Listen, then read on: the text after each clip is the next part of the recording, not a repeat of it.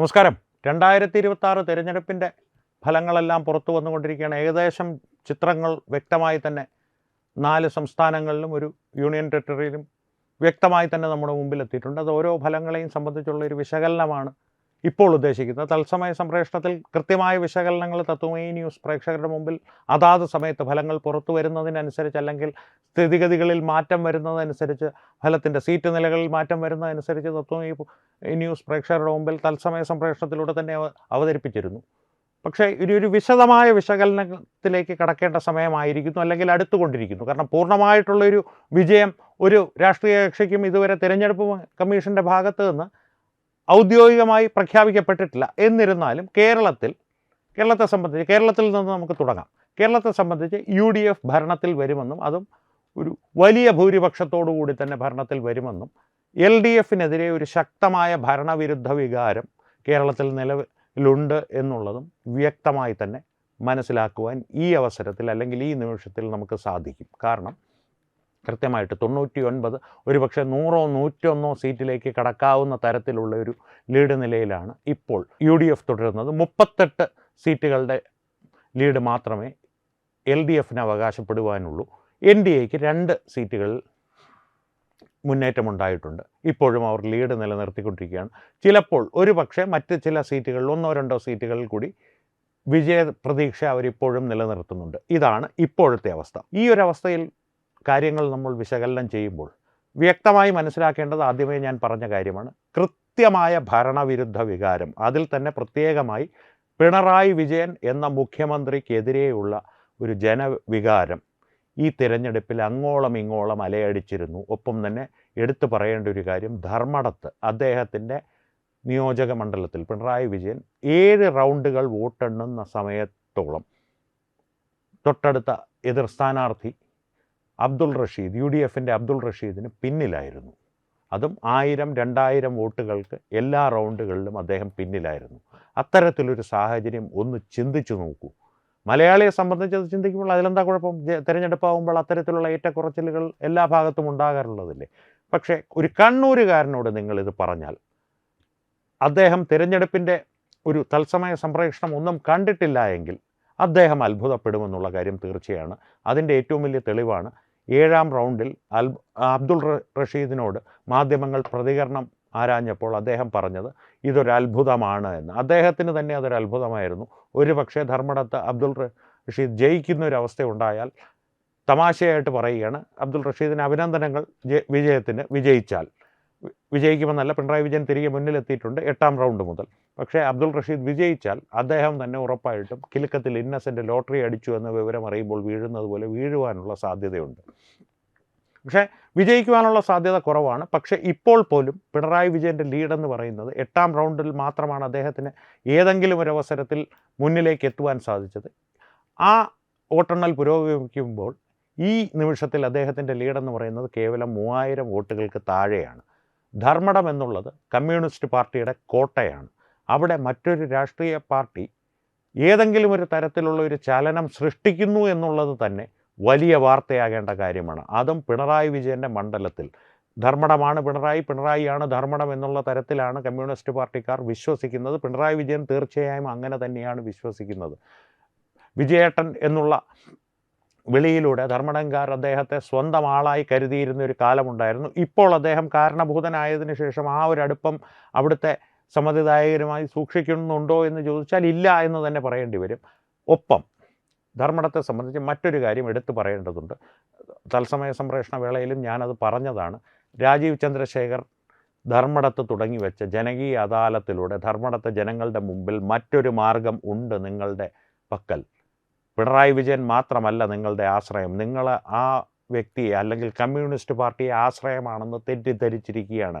നിങ്ങളുടെ പ്രശ്നങ്ങൾ അവരോട് പറയുവാൻ പോലും നിങ്ങളുടെ ഉള്ളിൽ ഭയമുണ്ട് എന്നുള്ള കാര്യങ്ങൾ അവരെ തന്നെ തിരിച്ചറിയുന്നതിന് പ്രേരിപ്പിച്ച് അവരിലൂടെ ഒരു പുതിയ തരംഗം സൃഷ്ടിക്കുന്നതിന് തുടക്കം കുറിച്ചത് തീർച്ചയായും രാജീവ് ചന്ദ്രശേഖർ തന്നെയാണ്. BJP സംസ്ഥാന അധ്യക്ഷൻ രാജീവ് ചന്ദ്രശേഖർ തന്നെയാണ്. അതൊരു വശത്ത്. ഇനി മറുവശത്ത് ഈ വിരുദ്ധ വികാരത്തിനൊപ്പം തന്നെ ഒരു അനുകൂല തരംഗമുണ്ടോ എന്ന് ചോദിച്ചാൽ, ഞാൻ നേരത്തെ എൻ്റെ തിരഞ്ഞെടുപ്പ് സംബന്ധിച്ചുള്ള ഫലം വരുന്നതിന് മുമ്പുള്ള എല്ലാ വിശകലന വീഡിയോയിലും പറഞ്ഞിരുന്നു. ഒരു 100-നടുപ്പിച്ചോ 100-ന് മുകളിലോ സീറ്റുകൾ UDF നേടിയാൽ തീർച്ചയായും ഒരു UDF അനുകൂല തരംഗമുണ്ട് എന്നുള്ളത്. ഇന്നത്തെ തിരഞ്ഞെടുപ്പിൻ്റെ ഒരു സാഹചര്യം ഇപ്പോൾ പുറത്തു വരുന്ന ഫലങ്ങൾ വിശകലനം ചെയ്യുമ്പോൾ UDF അനുകൂലമായിട്ടുള്ള ഒരു തരംഗം കേരളത്തിൽ ഉണ്ട് എന്ന് തന്നെ വേണം വിശ്വസിക്കാൻ. അതിൻ്റെ കാരണം UDFൻ്റെ പ്രവർത്തന മികവാണോ എന്ന് ചോദിച്ചാൽ അല്ല എന്ന് പറയേണ്ടി വരും. LDFനോടുള്ളൊരു വിരുദ്ധ വികാരം, ഒരു തരത്തിലും LDFനെ അധികാരത്തിൻ്റെ 7 അയലത്ത് അടുപ്പിക്കരുത് എന്നുള്ള ജനങ്ങളുടെ തീരുമാനം പ്രാവർത്തികമാകണമെങ്കിൽ NDA അവരുടെ മുമ്പിൽ ഇപ്പോൾ ലഭ്യമായൊരു സാധ്യതയല്ല എന്ന് ജനങ്ങൾ വിശ്വസിക്കുന്നു. അതുകൊണ്ട് തന്നെ അടുത്തതാരാണ്?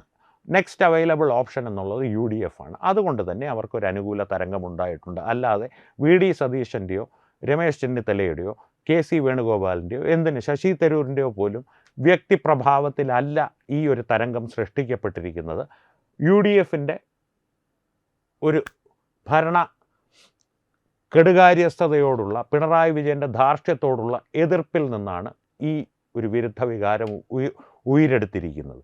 ഒപ്പം അതുപോലെ തന്നെ ചേർത്ത് പറയേണ്ട 2 കാര്യങ്ങൾ കൂടിയുണ്ട്. അതുകൂടി പരാമർശിച്ച് കേരളത്തെ സംബന്ധിച്ച വിശകലനം നമുക്ക് തൽക്കാലം അവസാനിപ്പിക്കാം. കൂടുതൽ വിശകലനങ്ങളുമായി ഇന്നേ ദിവസം നിങ്ങളുടെ മുമ്പിൽ തത്വമയി ന്യൂസ് എത്തിക്കൊണ്ടിരിക്കുന്നതാണ്. കാരണം ഫലങ്ങൾ പൂർണ്ണമായി വന്നു കഴിഞ്ഞിട്ടില്ലല്ലോ. എടുത്തു പറയേണ്ട 2 കാര്യങ്ങളിൽ ആദ്യത്തേത് ശബരിമല സ്വർണ്ണക്കൊള്ള. ശബരിമലയിൽ കമ്മ്യൂണിസ്റ്റ് സർക്കാർ സ്വീകരിച്ച വിധ്വംസക പ്രവർത്തനങ്ങൾ, അതായത് ഭക്തന്മാരെ അടിച്ചമർത്തി ആക്ടിവിസ്റ്റുകളായ പെണ്ണുങ്ങളെ ശബരിമല കയറ്റുവാനുള്ള ശ്രമങ്ങൾ മുതൽ ശബരിമലയിലെ സ്വർണ്ണക്കൊള്ള വരെയുള്ള നിരന്തരമായ നശീകരണ ശ്രമങ്ങൾ ശബരിമലയ്ക്ക് നേരെ LDF സർക്കാർ ഉയർത്തിയിരുന്നു. അതിൻ്റെ ഒരു പ്രതികരണം കൂടിയാണ് ഇന്നത്തെ തിരഞ്ഞെടുപ്പിൽ പ്രതിഫലിച്ചത് എന്ന് പറയാതെ കടന്നു പോവുക സാധ്യമല്ല. ശബരിമലയിൽ പണ്ടേ ഞാൻ പറയുന്നൊരു കാര്യമാണ്, അമ്പും വേലും ധരിച്ചവരോട് കളിക്കാൻ പോകരുത് എന്ന് കളരി ഗുരുക്കന്മാർ പറയാറുണ്ട്.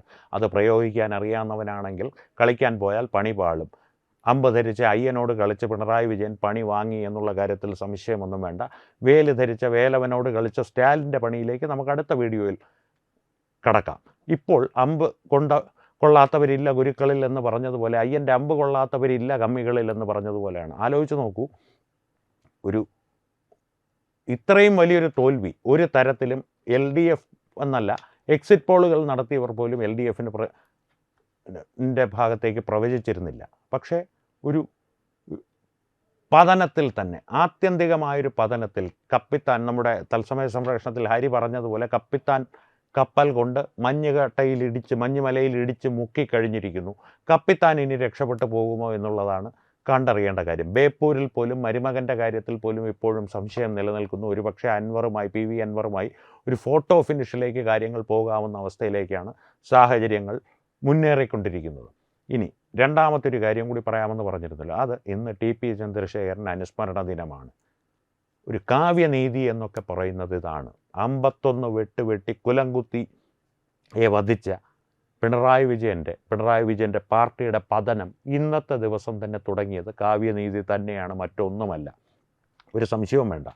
അതിൻ്റെ ഒരു മുന്നൊരുക്കങ്ങൾ തുടങ്ങിയത് ഒരുപക്ഷെ TP ചന്ദ്രശേഖരനെ വധിച്ച ദിവസം മുതലായിരിക്കാം.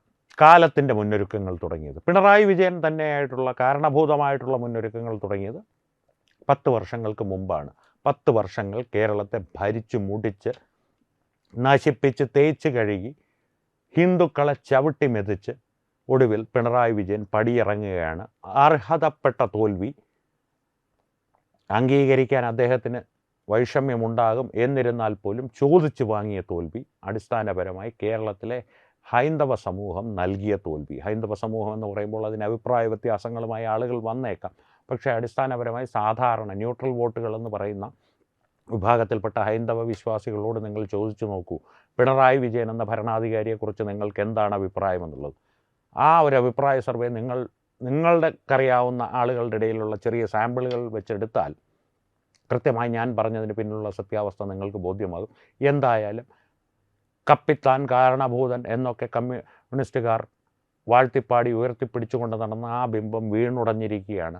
അടിസ്ഥാനപരമായി ഏകാധിപത്യത്തിൻ്റെ ഒരു അന്ത്യം കുറിക്കപ്പെട്ടിരിക്കുകയാണ്. കേരള ചരിത്രത്തിൽ കേരള ജനത ഒന്നടങ്കം ഇരുകൈകളും കൂപ്പി ഇനി ഇങ്ങോട്ട് വരരുതേ കാരണഭൂത തമ്പ്രാനെ എന്ന് പറഞ്ഞ് പടിയിറക്കി വിടുന്ന ഏക നേതാവ് ഒരുപക്ഷെ പിണറായി വിജയനായിരിക്കും. അതിൽ അദ്ദേഹത്തിന് അഭിമാനിക്കാം. ഒപ്പം കമ്മ്യൂണിസ്റ്റ് പാർട്ടിയുടെ തകർച്ചയ്ക്ക് തുടക്കം കുറിച്ചതിലും ആ പേരിലും അദ്ദേഹം ചരിത്രത്തിൽ കുറിക്കപ്പെടും, ഒരു സംശയവും വേണ്ട. എന്തായാലും കേരളത്തിൽ UDF തരംഗമാണ്, NDA നേട്ടങ്ങൾ ഉണ്ടാക്കുന്നു എന്നാണ് ഇപ്പോഴത്തെ സ്ഥിതിഗതികളിൽ നിന്ന് നമുക്ക് വിശകലനം ചെയ്യുവാൻ സാധിക്കുന്നത്. അടുത്ത വിശകലനവുമായി വീണ്ടും കാണാം. നന്ദി, നമസ്കാരം. വിട്ടുവീഴ്ചയില്ലാത്ത നിലപാടുകളുമായി ദേശീയതയുടെയും സമാജത്തിൻ്റെയും ശാക്തീകരണത്തിനു വേണ്ടി തത്വമയിയുടെ ജൈത്രയാത്ര തുടരുകയാണ്. യൂട്യൂബിൽ മാത്രം തത്വമയിക്ക് 10 ലക്ഷം സബ്സ്ക്രൈബേഴ്സിലേക്ക് എത്താൻ ഏതാനും ചുവടുകൾ മാത്രമാണ് ബാക്കി. മറ്റ് സോഷ്യൽ മീഡിയ പ്ലാറ്റ്ഫോമുകളിലും തത്വമയിയുടെ നിറസാന്നിധ്യം തുടരുകയാണ്. ഈ അവസരത്തിൽ ഞങ്ങൾക്ക് നിങ്ങളോടുള്ള അഭ്യർത്ഥന ഞങ്ങളോടൊപ്പം നിൽക്കുക എന്നുള്ളതാണ്. നിങ്ങൾ ഉപയോഗിക്കുന്ന ഏത് സോഷ്യൽ മീഡിയ പ്ലാറ്റ്ഫോം ആണെങ്കിലും ഞങ്ങളുടെ വരിക്കാരാകുക, ഞങ്ങളെ സബ്സ്ക്രൈബ് ചെയ്യുക, നിങ്ങളുടെ സുഹൃത്തുക്കളിലേക്ക് തത്വമയിയുടെ ഈ സന്ദേശം പ്രചരിപ്പിക്കുക. ഞങ്ങളോടൊപ്പം നിൽക്കൂ, രാഷ്ട്രത്തോടൊപ്പം നിൽക്കൂ, ദേശീയതയ്ക്കൊപ്പം സഞ്ചരിക്കൂ.